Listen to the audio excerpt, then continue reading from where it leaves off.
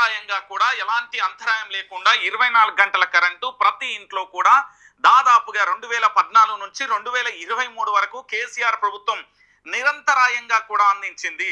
ఈ రోజు కరెంటు కోతలు కొనసాగుతున్నాయి. దాంతో పాటు గలగల పారేటి గంగమ్మ తల్లి ఆగిపోతే కేసీఆర్ యాదికొస్తున్నాడు. నాడు ఏవైతే ప్రాజెక్టులు ఉన్నాయో కాళేశ్వరం, మేడిగడ్డ, సుందిల్లా, దాంతో పాటు పూర్తి మిత్రులారా ఒకసారి ఆలోచన చేయండి. కేసీఆర్ ఉంటేనే కరెంట్ ఉంటుంది, కేసీఆర్ లేకపోతే కరెంట్ ఉండదంటే ఇది మన జిమ్మిక.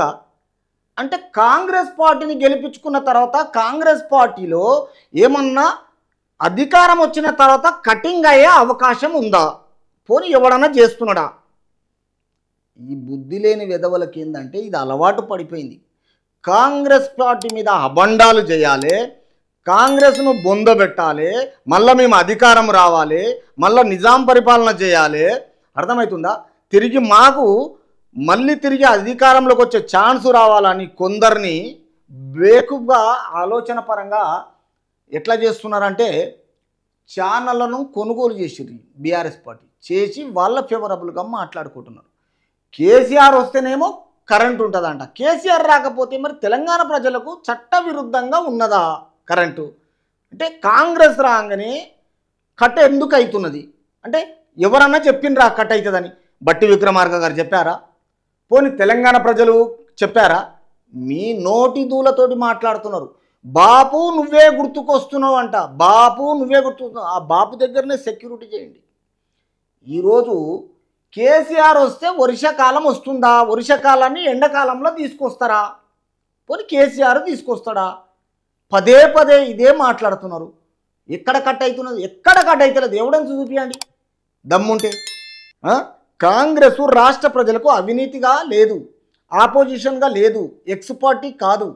అర్థమవుతుందా? ఈరోజు బీఆర్ఎస్ పార్టీలో ఎంత అవినీతి పొందినరో కాంగ్రెస్లో అంత ప్రశాంతంగా ఉన్నారు. వాళ్ళ మేనిఫెస్టోని రిలీజ్ చేసుకొని ఈరోజు 90 రోజులలోనే 30,000 జాబులు ఇచ్చిన ఘనత, తర్వాత నోటిఫికేషన్ ఇచ్చిన ఘనత, ఉద్యోగులకు డిఏ పెంచిన ఘనత, తర్వాత ఉచిత ప్రయాణము ఆడవాళ్ళకి ఇచ్చారు, గ్యాస్ సిలిండర్ ఇచ్చారు దీపం పథకం కింద, 200 యూనిట్లు ఇచ్చారు. మీరెవరికి ఇచ్చారు? బీఆర్ఎస్ పార్టీ ఎవరికి ఇచ్చింది? ఇప్పుడున్న కాంగ్రెస్ పార్టీలో అందరూ మినిస్టర్లు రోజుకు 18 గంటలు పనిచేస్తున్నారు, ఫామ్ హౌస్లలో వండుకుంటలేరు.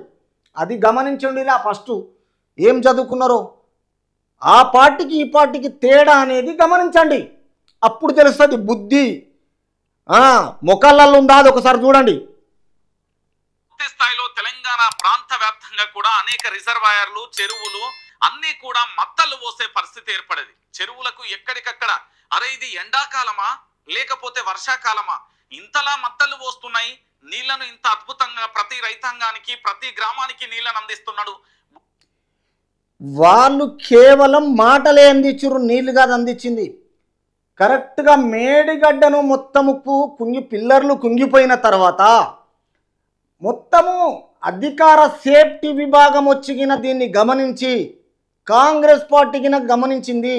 తిరిగి కేసీఆరే క్లియర్గా అన్నాడు, మీరు మేడిగడ్డకు ఎందుకు పోతున్నారు? ఆడ బొందల గడ్డలు ఉన్నాయా? తోకమట్ట ఉందా? ఆడపోయి ఏం బీక్తారు అన్నోడికి. తిరిగి మళ్ళా మొన్న మార్చి 1 తారీఖు రోజు తన బీఆర్ఎస్ పార్టీని షాడో సీఎం కేటీఆర్ని మళ్ళా మేడిగడ్డకు పంపించడం జరిగింది.